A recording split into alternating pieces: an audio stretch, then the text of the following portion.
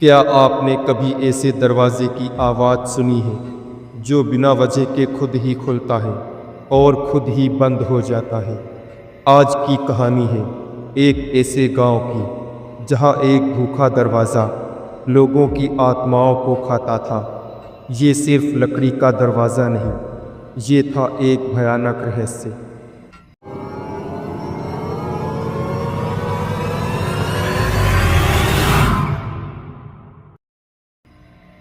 गांव में एक पुराना हवेली जैसा मकान था जिसे लोग कोठी दरवाज़ा कहते थे।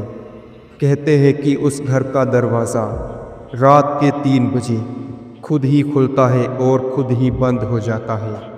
मगर अजीब बात यह थी कि जो कोई भी उस आवाज़ के वक्त उस दरवाजे के पास जाता वो कभी लौट कर नहीं आता था।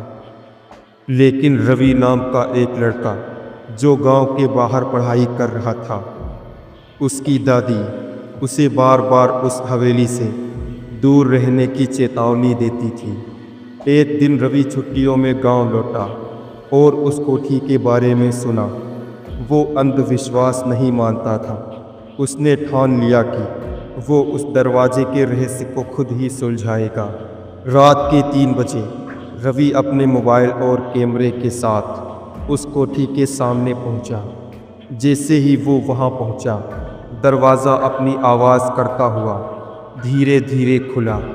अंदर सिर्फ अंधेरा था, मगर जैसे ही उसने पहला कदम अंदर रखा, दरवाज़ा ज़ोर से बंद हो गया।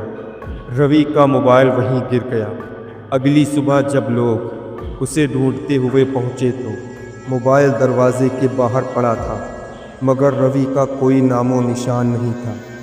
मोबाइल की वीडियो में आखिरी रिकॉर्डिंग थी, अगर मैं लौट ना सका तो समझ लेना ये दरवाज़ा सिर्फ लकड़ी का नहीं, ये भूखा है आत्माओं का।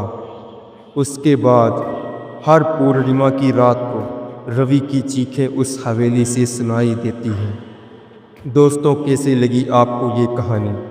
क्या आपको लगता है कि दरवाजे भी किसी आत्मा के वश में हो सकते हैं, या ये सिर्फ एक डरावना संयोग था? अगर आपको ऐसी कहानियाँ पसंद हैं तो चैनल को सब्सक्राइब ज़रूर करें।